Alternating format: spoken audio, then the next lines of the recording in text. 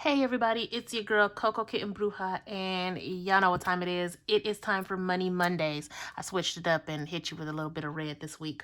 As always, if you wish to skip the book portion, go right ahead. You're not hurting my feelings. Totally get it. If you're new here, hey boo. If not, I hope y'all came prepared this week with your black castor oil, with your bonnet, whatever you need, because apparently last week I left y'all edgeless. Like, between my comments here and on social media, y'all had me cracking up. I swear I love y'all to the moon and back. So this week we're going to continue with chapter 2 of The Witch's Coin by Christopher Penczak. And a link to where you can find this book will be in the description. So we did the root chakra last week. We're on the sacral chakra this week, which isn't inherently a prosperity chakra, obviously, but I love the way he broke it down. This particular chakra is about relationships, right? It's about much more than that, but as far as understanding how the sacral works within prosperity, we're going to take the aspect of it that talks about relationships. So when we think about relationships, you have to think about the basic element of relationships, trust, right? And with anything magical, you have to have trust in yourself, your abilities, all of that jazz. And it has to be unwavering trust, like 100%, there's no doubt in this trust that you have between you and your abilities, and your worthiness. That's definitely a huge proponent of it as well.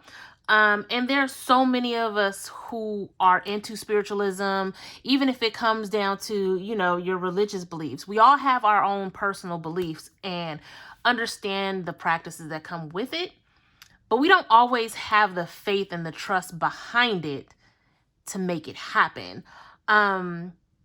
Now, y'all know me. I love to quote this book because there's so many, like, I've marked this book all up with underlining and circling and all kind of jazz.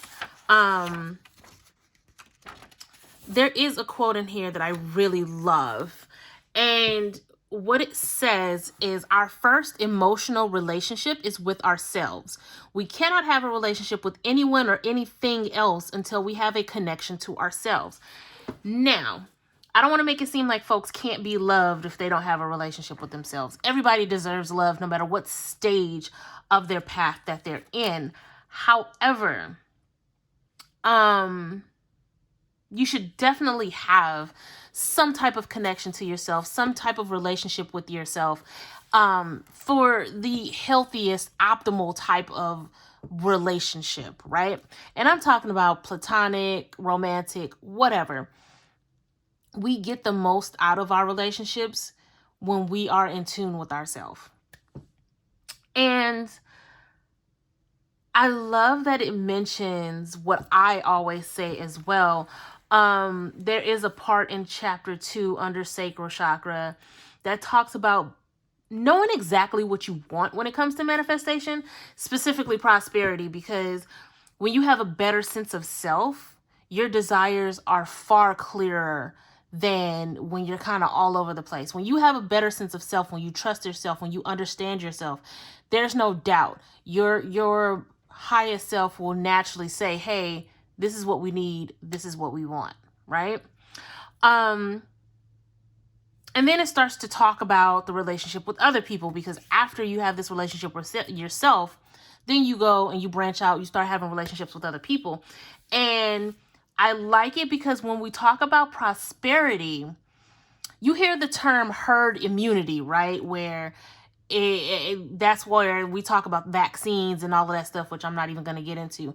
But instead of herd immunity, it's almost like a herd attraction type of situation where you start seeing all of your friends around you doing certain things, and then eventually it comes and it happens to you. That's kind of the idea. If you are constantly growing and the people around you are growing, you'll start to see the results of all of that growth amongst your entire circle. And so it's almost like If you're the only person growing, if you're the only person doing something and all you see around you is drama and chaos, it might be time to shift your environment to one that promotes growth. Like I tell people all the time, if you hate Facebook, it may be because of what you're following, what you're putting in front of you. If you hate Facebook because it's nothing but drama and chaos, that's because you cultivated that drama, that chaos. Maybe start adding different friends. Maybe start joining different groups, because Facebook is all about what you want to see based on your preferences. So if you're seeing drama and chaos, you may have a preference for drama and chaos. Just, I ain't gonna call nobody out, but I'm gonna throw that out there. And then he finally gets into the trust we have about the world around us. Now, I know for some of us that can be hard because society has shown us that there are barriers to break when it comes to trusting the world around us. And not for nothing, naturally, people of color, specifically Black people of color, we do have a hard time trusting the world around us. But this speaks to it in kind of a different way, especially when it comes to prosperity, because with the right energy and intention, you can find the confidence where you need it to align to what you want. So taking away the political side of trusting the world around you, it's more on a metaphysical level of trusting spirit that's around you. Spirit is in everything. Everything has energy, right? So energy and intention is where we find it hardest to trust, because they're such intangible things. So you have to practice at setting intentions and putting the right energy into things so that you can make the intangible tangible and understand how to trust that.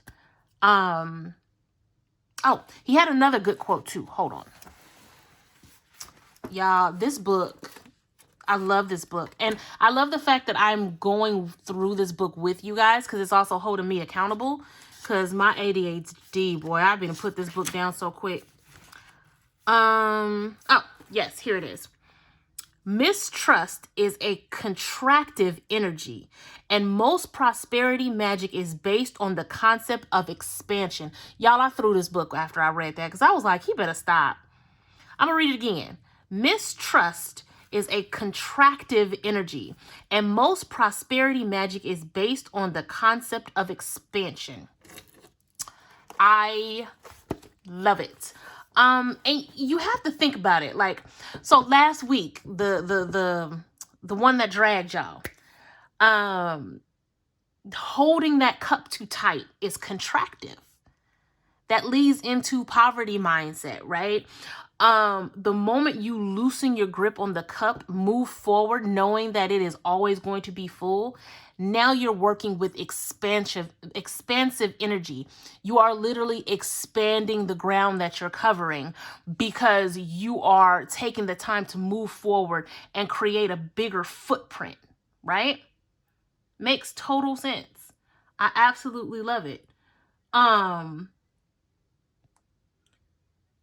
So then he goes into the exercise for the sacral chakra. So your homework this week is to write down 5 things you're thankful for daily. And it can be anything you want. Like, it doesn't have to be something that's money related. It could be your job. It could be your family. It could be the fact that you have to jump to put jeans on. It can be anything. This is to show that you can be thankful for what's there and that you make room for more to come, right? So that's all I have for the book this week. Next week is going to be solar plexus. So now it's time to clear the energy, get our blood going, get our energy going so I can start slinging these cards. Y'all, my allergies are killing me. So I apologize in advance if I start sneezing. Here we go. You guys know to take your 3 deep breaths. As you take those 3 deep breaths, I'm going to do my own little thing over here to tap on in and get this message from Spirit. I'm going to clear the energy with our singing bowl, and then we're going to begin. So I want you to take a deep breath in through the nose. Hold it in your solar plexus, hold it in your tummy until it's tight for 3 seconds. And then I want you to exhale. Excuse me. Exhale through the mouth. All right, let's get that going. Get that first breath going. Deep breath in.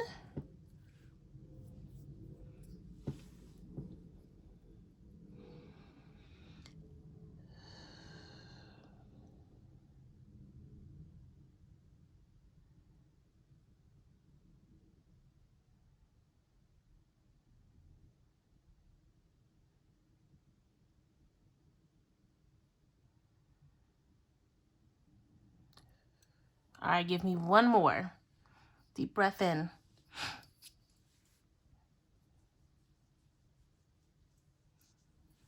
All right, now let's clear the energy here.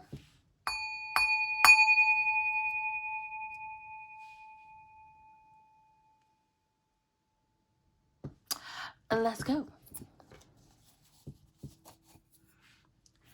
All right, and as always, we are using the Field Tarot. Y'all, I put the cards in the right box this time. Yay me. And the Field Tarot is by Hannah Elizabeth Fofana. Let's go ahead and get started.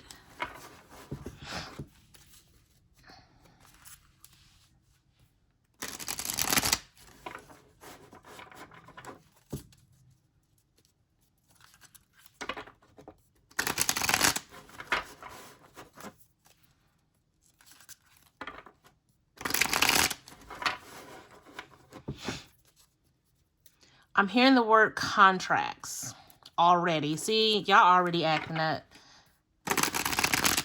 Contracts are coming up this week for some of you. Now, whether or not you decide to sign them, I don't have a beat on that. But some of you guys are definitely dealing with some contracts this week that are pretty major. Somebody's trying to buy a home. I see like infrastructure, homes being built. Look at the fine print. If you're looking to buy a home and you're getting it built, look at the fine print. Yeah. I'm getting like when Ariel was signing the contract from Ursula and she wasn't looking and she just signed it. Don't be like that. Don't do that. Read the fine print, please. Okay.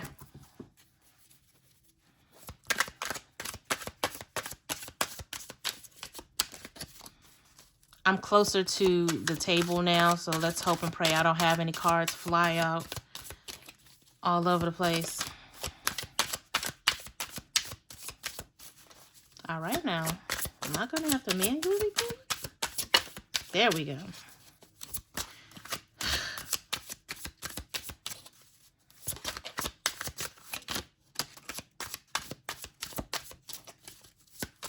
Okay, I'm going to have to manually pull. However, I want y'all to know that this Six of Cups is back. Inner child. Y'all going to keep getting this card. That is the one card that popped out. So we got, Ten of Swords. Princess of Wands. I felt like that came out last week. Oh, the Prince of Wands. Okay. We have the Fool. We have the Tower. And we're ending it out with the Three of Cups. With the bottom of the deck being the Four of Pentacles. Y'all, what's going on this week? What? What's going on this week? We talked about loosening the grip last week. And I feel like this week, you guys, I don't want to say the hesitance is still there. But you know what? Okay, my bad. My bad. Okay, I hear you. So sometimes we look at, I will fully admit that sometimes I see certain cards and I'm just like, ugh. But what I just got told is stop playing. And this Ten of Swords, while it looks pretty bad, it's actually a good thing because tens, we talk about the end of cycles, right? So going back to last week where we're talking about loosening the cup, loosening that grip, loosening contractive energy, right? This is letting me know that the end of this limiting belief system is on its way. But there's going to be some residual work that needs to be done. Some of you have started the inner child work, and I'm definitely here for it. I am happy to hear it. But there's going to be some residual work that needs to be done, because now that you've cracked open the lid, you got to keep going until you get to the bottom, until you get to the root of it, right? And I feel like when you guys get to the point where you've understood where your relationship with money started, you'll be able to heal and really get through this cycle of limiting belief systems.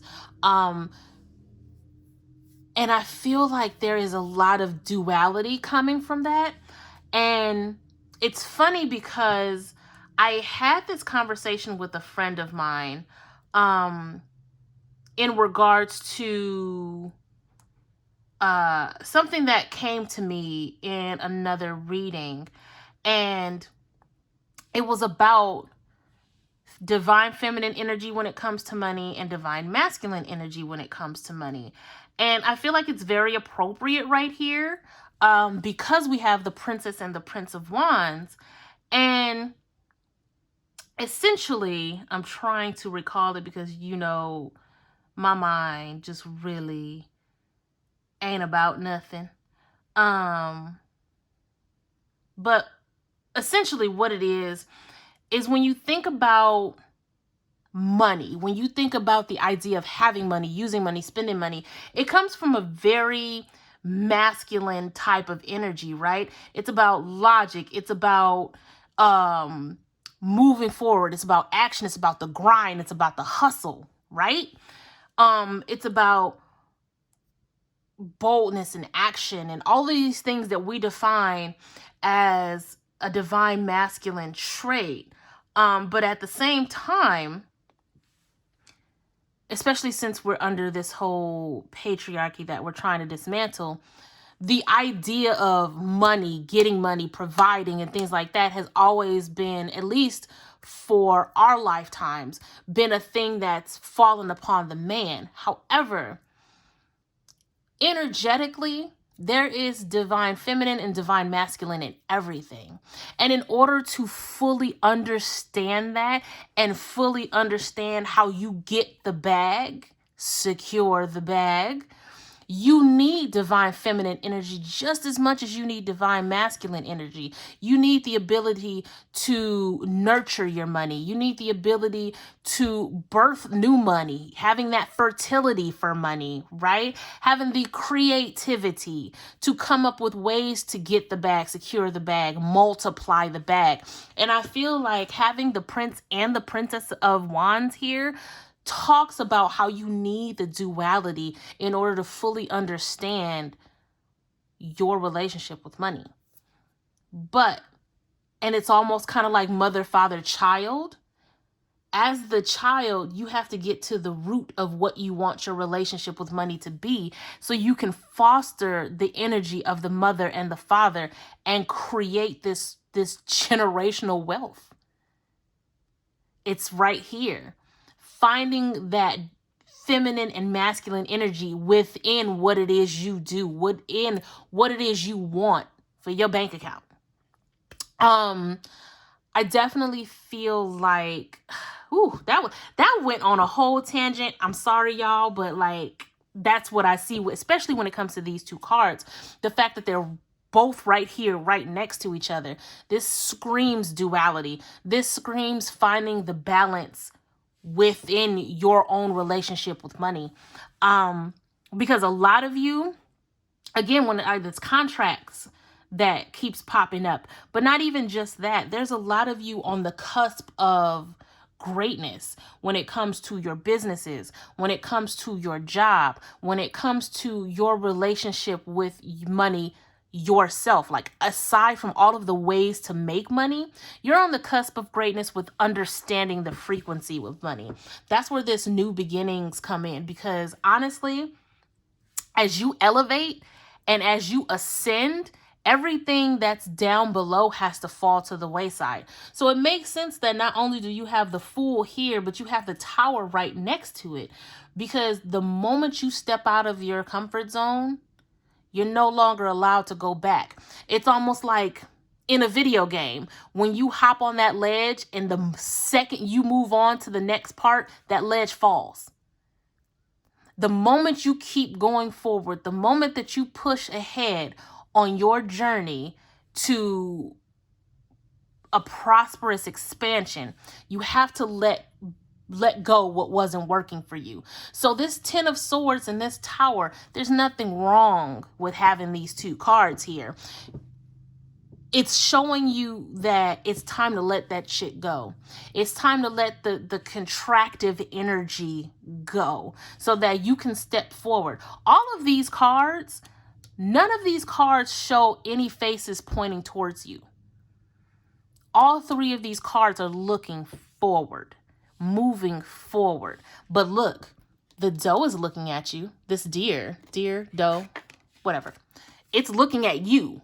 But all three of these cards are looking ahead. So sometimes you have to look back in order to move forward. Because at the end of the day, as you start to work on yourself here and understand all of these elements and put them into practice and understand how to move forward, you get to the turn up. And I know all of this sounds like super inspirational, super life-changing, but I do these every week. So all of this could be on a very, very mundane level for some of you. Some of it can simply be you looking back to last week and realizing that you left $20 in your pocket. So now you got to go get your $20. But then you realize that $20 was in the pocket of some dirty jeans. So now you got to wash your jeans. But the flip side is now you got $20 and now you got a clean pair of jeans. You see what I'm saying? Like everything I'm saying sounds super life-changing. And honestly, if you can apply a lot of this to your life, then absolutely it is life-changing. But for some of you who are listening to this, this is reflective of some mundane shit.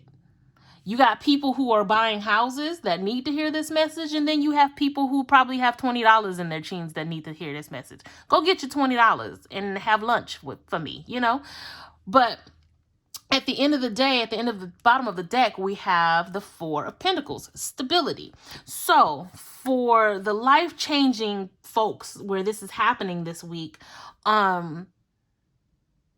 after the storm, after the tower, and after the turn up, you get stability. You get to have a better sense of your finances after you go back, understand the root of your relationship and incorporate duality in it, right? And definitely don't feel like, because the four of Pentacles has a couple of meanings to it. Yes, it's about stability because 4 is the number of stability. But at the same time, the Four of Pentacles can also be looked at as hoarding. And some of you have too many jeans, too many pairs of jeans, so you need to get rid of them. But on a financial level, you don't want to get to the point where you're not enjoying yourself. So if you've recently come into money, or you have something going on in your savings and something presents itself to you, don't miss out on the opportunity because you're too scared to see your savings account dip. I feel like some of you don't want to take this step forward because it requires money that you have, but you don't want to spend. And this Four of Pentacles is letting you know you're stable. So it's okay to loosen up a little bit. Like I said last week, loosen the grip. Because no matter what, you're stable. You're fine. It's okay to spend a little bit in order to get a little bit. Like Nipsey Hussle says, scare money don't make none. Period. Right? So we're going to go ahead and move forward because I went on a whole tangent with y'all, and let's go ahead and get these color cards going. Otherwise, we're going to be here all day. But I wanted to make sure you guys heard as far as the mundane part, because I know, you guys can watch anybody's YouTube channel for any reading that you want. I'm definitely thankful that you've chosen mine.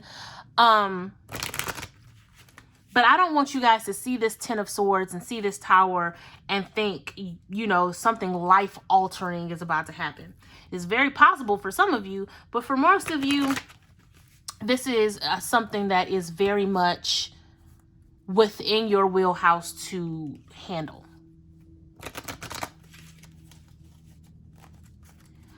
Okay, so what colors are we looking at this week, Spirit?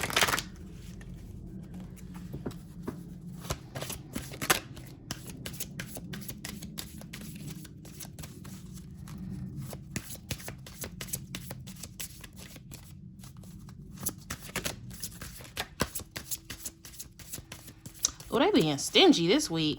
Y'all making me work for it, huh? Okay.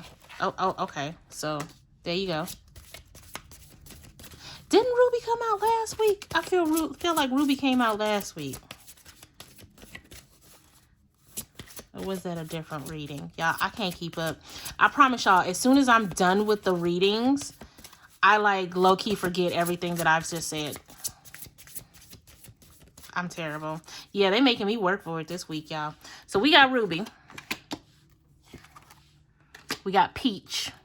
I love Peach. And we got Cherry. So we're dealing with root and sacral chakra, which these are the two chakras we've been working on so far. And the bottom of the deck is Scarlet. Lots and lots of root work, people, which goes back to this inner child. Finding the root. Finding the root of every issue is the first step in moving forward. Finding the root of this limiting belief system is going to help you move forward with every other thing that you have going on. Getting grounded in reality, and really understanding the origins of your passion, the origins of, you know, who you are. Just really sitting with yourself and knowing that what you're working through is for your better good. So your highest good, better good. I'm terrible. So we have rejuvenate your body, inhale a breath of life, live an extraordinary life, and attract success. Absolutely. Strong roots bear the best fruit, right? So the stronger the root, the more grounded and healthy the root, the sweeter the fruit. So with that being said, there's a lot going on when it comes to these cards, because I feel like they are declarations. Live an extraordinary life. What does that mean for you? Answer that question. What does living an extraordinary life mean to you? Rejuvenate your body. Y'all know me. I've even posted it on my page. When it comes to the root chakra, go dance. Go shake your ass. Rejuvenate your body, right? And then inhale a breath of life. Breathing is something we do all the time, but focused breathing helps with meditation, and focused breathing can actually be its own divination, because with focused breathing, and you can definitely Google, I think there's guided videos on YouTube that you can find when it comes to focused breathing. It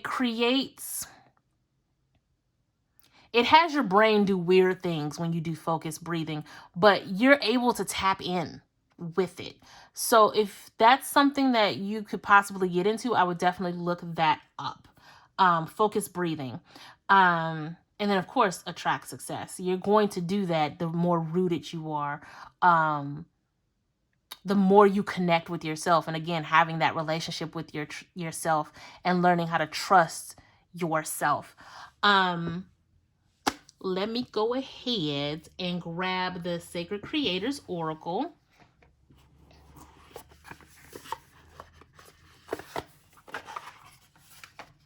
Yay, in the right box.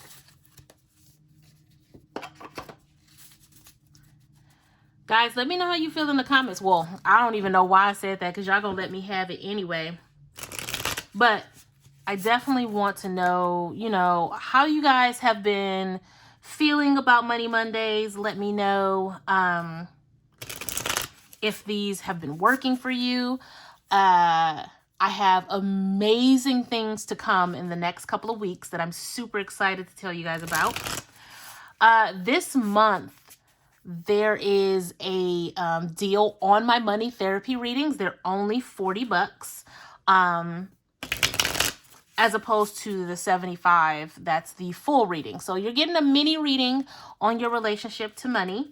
And you can email me at cocokittenbruja@gmail.com, or you can DM me across social media at cocokittenbruja to get booked. And of course, you get your private link to a YouTube video, and you can watch it as many times as you want. You can throw your comments or anything like that down there as well. Now that I'm done plugging myself, let's go. Oh, now,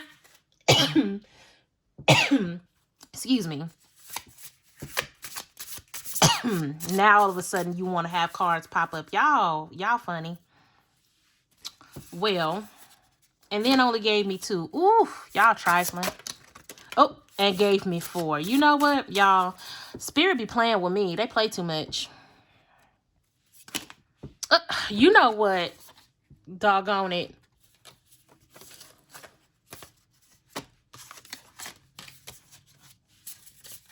They being rude, y'all. Soul on fire. You are epic. Unstuck. Unstick the stuck. Say that 5 times fast. Bravely market your magic. The distraction of shiny things. Ooh-wee. Oh, and then fill your cup up with sacred giggles. This is a lot. I thought we was about to wrap this up, but no. Okay. Soul on fire. I feel like that's a nod to the red, the root chakra, really getting down to the heart and soul and the passion of who you are and how you can turn that into more financial security, right? Going back to this Prince and Princess of Wands, which is, you know, the suit of fire, really understanding how to get that duality, how to get that passion going for understanding your relationship with money, because you are epic. Even on the mundane level that this reading may be, you are epic in everything you do, because you are the manifestation of someone else's energy. You are the manifestation of your own energy. So how dare you be stagnant? How dare you? You are epic in just existing, right? So take that and utilize that. This card ain't even about money. Like, I can't even relate this particular card to money, except for the fact that, again, it's a 4 card. So that's going back to this 4 of Pentacles. But this particular card, and I like the fact that it's right there standing out. You are epic. How dare you act otherwise? And I'm going to let y'all sit with that. Unstick the stuck. That's talking about the limiting belief systems we have. That goes back to our inner child work that we have with money. It's time to go back and unstick the stuck limiting belief systems that we have about using the B word, broke, using a lack mentality as a comfort blanket, victim, you know, playing the victim. We can go into a whole lot of different limiting belief systems, but it's time to unstick that shit and wipe it off, right? Bravely market your magic. For my spiritualists who are entrepreneurs, boom, bravely market your magic. Be out there. Don't be afraid of what you provide, what you do, or changing shit up. As spiritualist entrepreneurs, which is a mouthful, if our brand doesn't grow with us, we are doing a disservice. So as you grow, so does your brand, so does your product, so does everything you do. Everything has to elevate. As parents, if you're on the spiritual journey and you're elevating, make sure your kids are elevating too. Give them the option of understanding spirituality themselves, but don't completely leave them out, if that makes sense. And then the distraction of shiny things, I feel like that's talking about not taking yourself too seriously, stepping outside of the seriousness of budgets, of planning, of understanding investments and reading books. Step outside of that and just enjoy where you are right now. Enjoy, the glimmer from a piece of pyrite, right?